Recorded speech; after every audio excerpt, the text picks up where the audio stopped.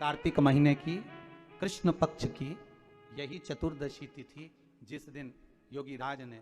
नारद जी से पूछकर सुंदर उपटन को तैयार कर कर शरीर पर मल कर स्नान किया और स्नान कर कर भगवान नारायण का स्तमन पूजन किया, तब जाकर वो योगी राज वापिस सुंदर काया को प्राप्त करे। इसलिए इस चतुर्दशी का नाम दूसरा पड़ गया रूप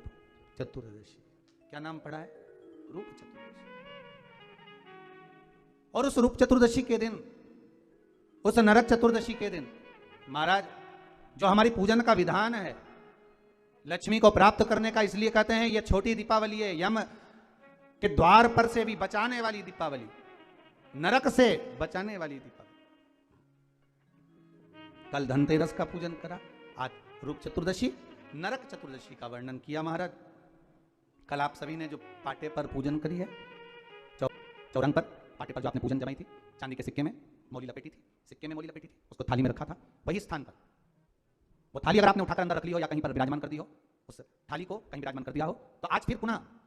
वही थाली वापिस सुंदर गोबर से लीप कर या जल से उसको पोंछ कर वहां पाटा रखें, चौरंग रखें, चौकी रखें महाराज, उस पर वापिस पुनः लाल वस्त्र बिछाकर उस थाली को वापिस वहीं रखें।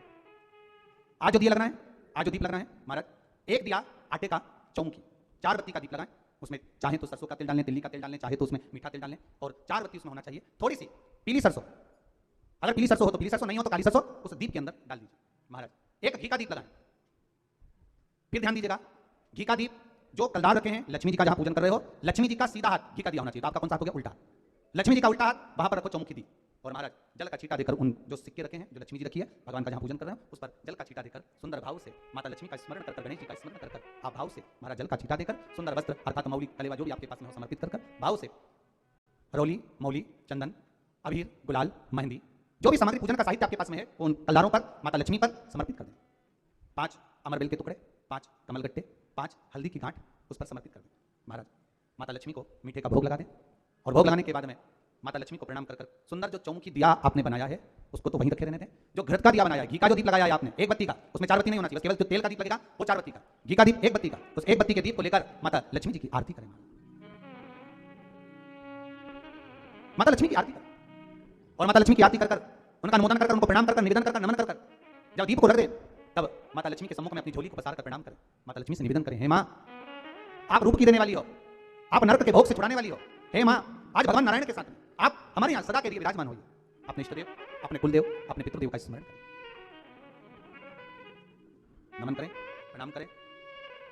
और निवेदन करें माता लक्ष्मी से, हे मां आप। प्रणाम करने के बाद घी का दीप वहीं रखें, और जो चौमुखी दिया है, दीप है, उसको उठाएं, पूरे घर में घुमाने के बाद में सारे द्वार खोल दीजिए, और सारे घर में घुमाने के बाद में जो मुख्य द्वार है उस मुख्य द्वार के बीचों बीच उस दीप को रख दीजिए। प्रणाम करिए, वापस आ जाइए महाराज, द्वार थोड़ी देर खुले रखिएगा और माता लक्ष्मी का स्मरण करिएगा, मां को प्रणाम करिएगा भाव से, आनंद से। आज अपन सबने सुंदर भाव से रूप चतुर्दशी और नरक चतुर्दशी के महत्व को जाना है। ये 5 दिवसीय